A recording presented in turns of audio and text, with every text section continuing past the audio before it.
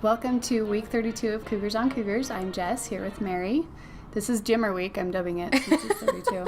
Yes. And we have this episode and one more till actual Oh my gosh. Game talk. Coaching from the couch will make a return, a triumphant return. It'll be great. As always, we're going to start with our quote of the week. And this one actually was a suggestion that came to us via Jess's mom. Thanks, Mom. Yes, thank you. And we just wanted to remind you all that you can send us quote submissions. No one ever does, so at us on Twitter, okay? It is from Michael Phelps. We're sticking with our Olympic theme still, even though they just ended last week. It says, "You can't put a limit on anything. The more you dream, the further you get." Some inspirational stuff right there. So let's get into our Coaches Spotlight with another Cougs and Coaches segment. This week we are talking about tight ends coach Steve Clark. So let's get into it. First thing we know about him comes from Bonnie Fuller. Yes. Which, of course, we had to share. So this is a tweet from Sports Illustrated. It's talking about nominations for Sports Kid of the Year.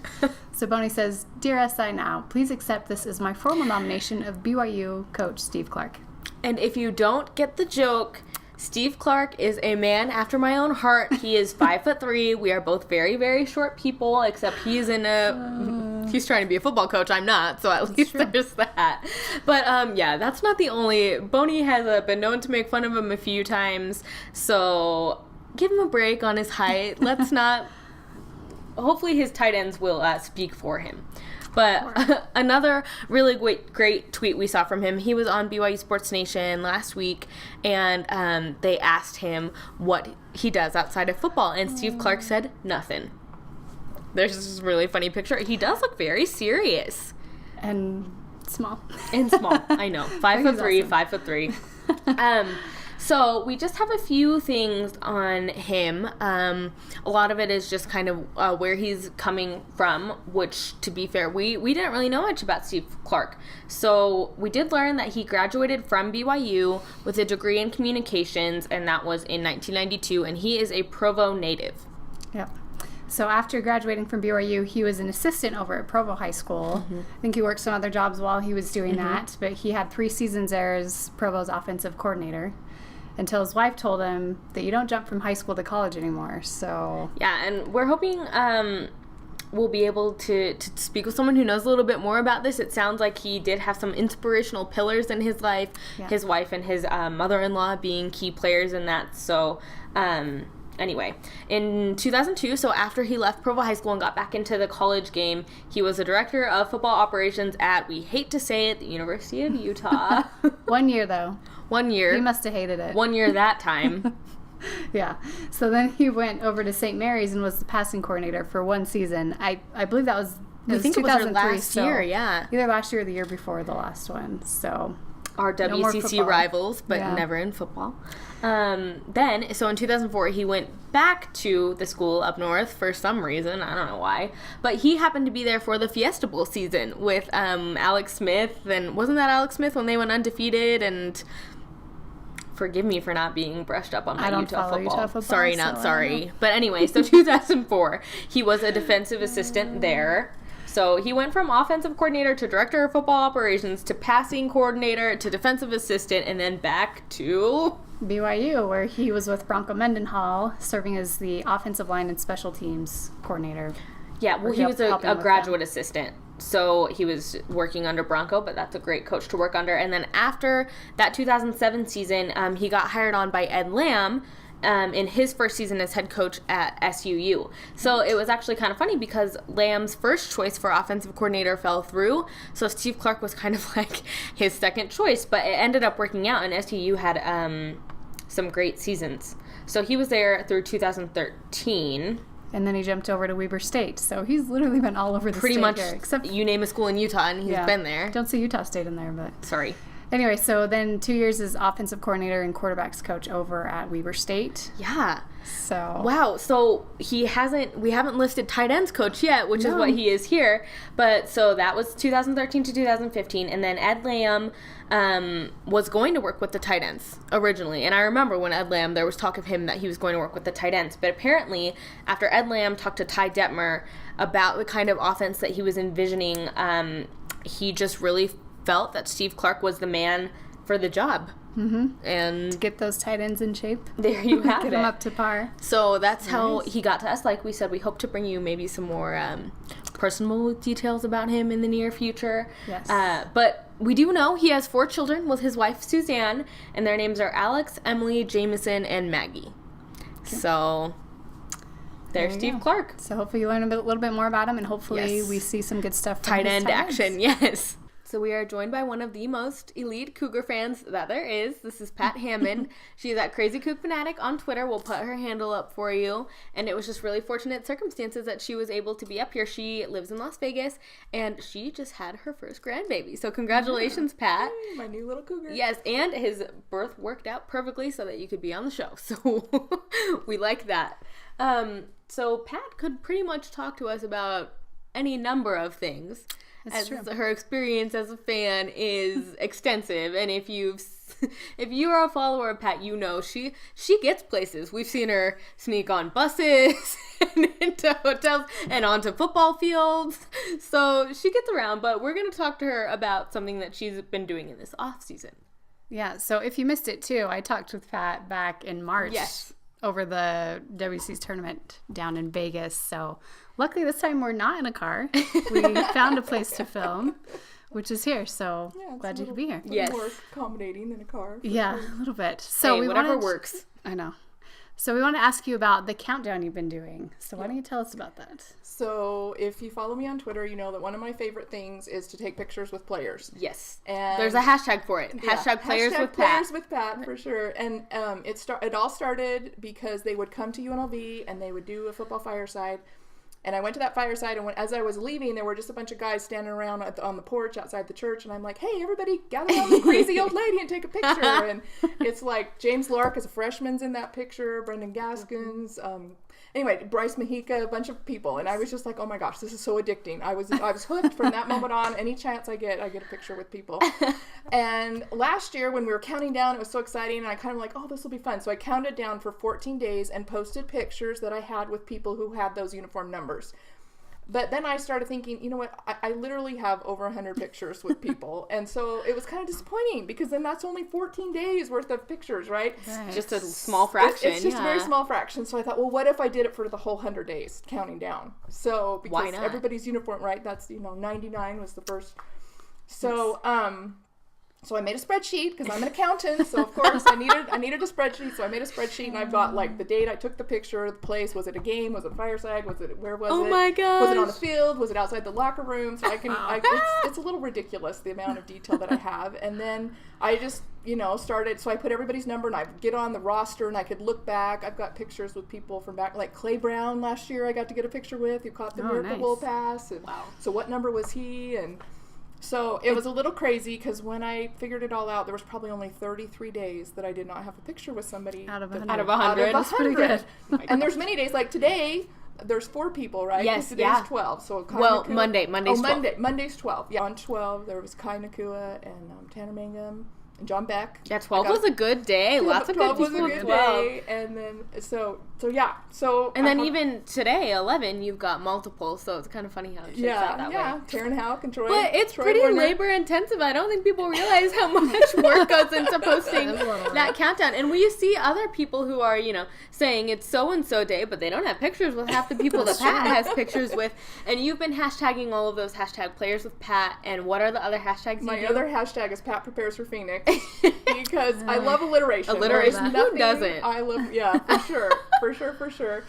And I do have a ticket to Arizona. How can I be in Vegas and not go? It's about 5 hours away, so I'm for sure going. Well, I and bought my season ticket in tickets, February. of course. Yes, I do have season tickets again, and I'm probably going to go to Boise as well. So it's gone from where I would go to 1 game a year, it's escalating higher and higher. Well, and you need to keep racking up those pictures so you're not missing 33. No, the goal is to have all 100, right? That's right, absolutely. We just love to show off Pat as a fan. And then there was one other thing she brought that we'll let her show really fast. So this is my book that I made from last year's, just all the crazy pictures. She made a book. She met enough players and coaches that she made a book.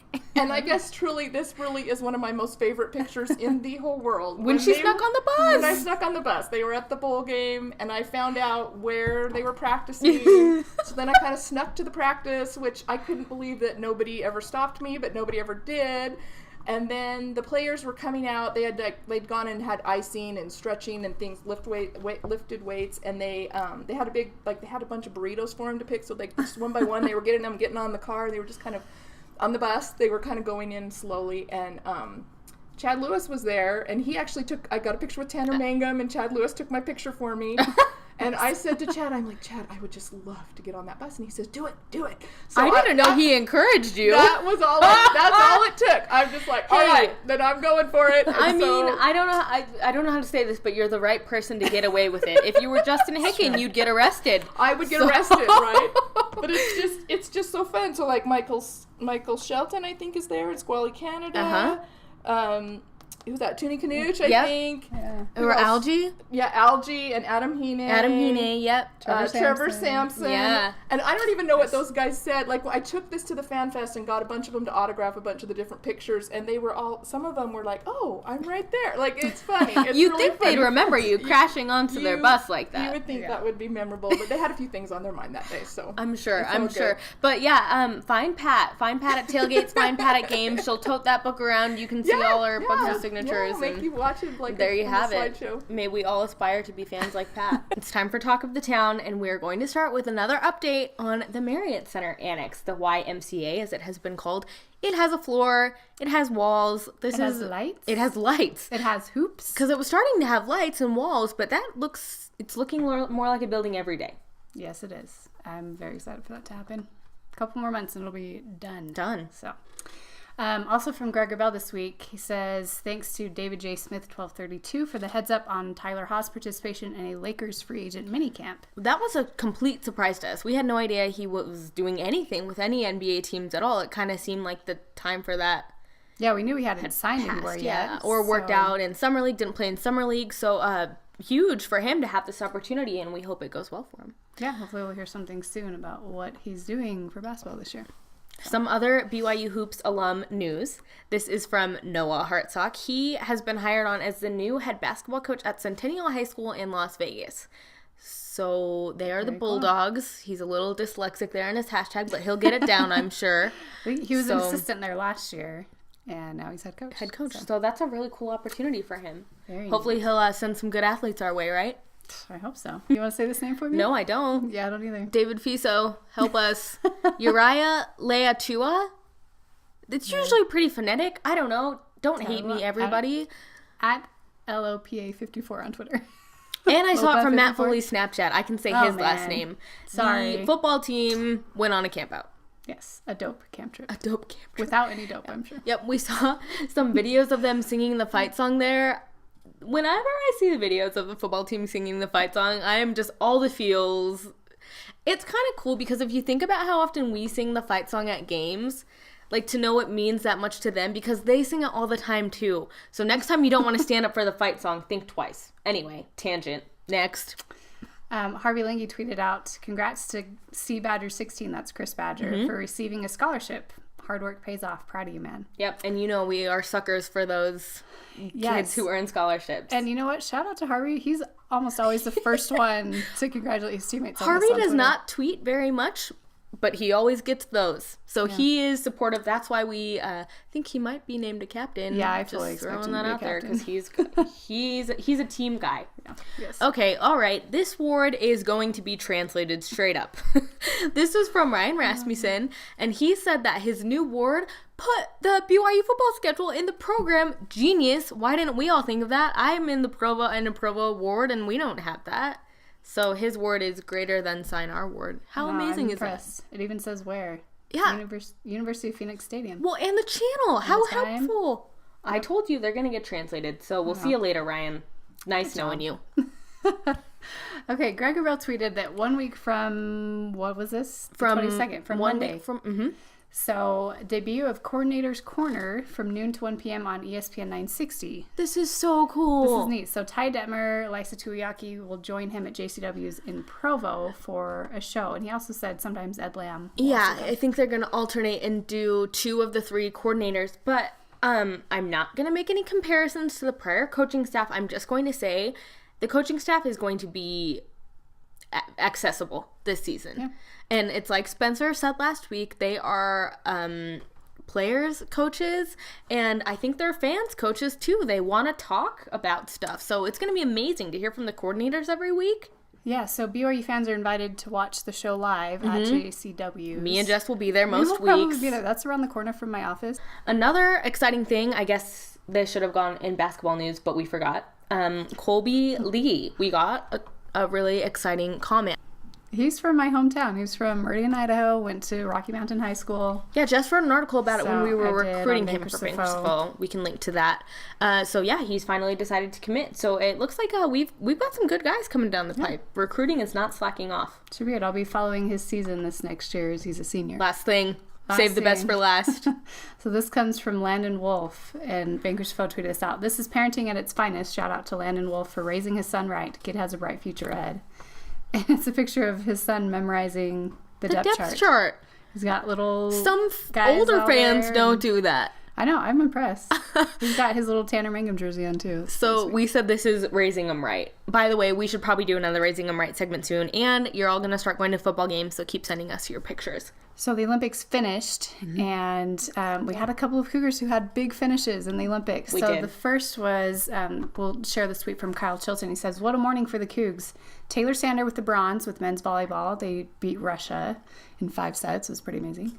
And then Jared Ward finished 6th in the marathon, which was sort of a big surprise, but man, that was really impressive. So, and those happened within about 2 minutes of each other. So really big series there. Fun morning for the Cougars. And then we're not saying it's because of the mustaches, but we did want to show this tweet from Karen, who's at Bag of Cats 1, and she put a side-by-side of both of their wonderful mustaches. That's not the word I was going to use, but we'll go with that. It did the job. So it did. And then this is cool. Jared Ward tweeted out from the closing ceremonies a picture of him and the USA flag bearer, which was Simone Biles. No big deal. So cool to see them in a picture together, right? Yeah, definitely. So that was fun, and hopefully we'll have some more Cougars in the Olympics in the future. In winter, a couple years. Love maybe to see next it. Summer, yeah, we'll see. As for what's next, we actually have some sports that are coming up. So women's volleyball and women's soccer are both underway. Women's volleyball has an invitational this weekend, and that is going to be at home at the Smith Fieldhouse. So they first play on Friday against UVU. Saturday, they play 2 games against Rice and Cal Poly. So head over to the Smith Fieldhouse and check that out. I'm sure they'll be on BYU TV too, probably. Yeah. Women's soccer then plays at Penn State on Friday. At Penn State, 5 p.m. It should be on BYU Radio. Yep. Not on TV, unfortunately. But. No. But yeah, we're excited. Football season's in there. We can smell it. In addition to those things, though, BYU 50 is winding down, but we still have a few states this week. So we have Rhode Island today, South Carolina, South Dakota, Tennessee Friday, Saturday, Texas, and Vermont. And then the next week, is the last the week. Real countdown leading up to Arizona next Saturday. It's crazy. I can't believe we're there. As for our sponsors this week, our first sponsor is 1984. Also sponsored by Number 11, as in 11 days till football season. Shout out to Troy Warner. Yes. May you always stay loyal to the white and blue. For Jess, I'm Mary. We'll see you next week.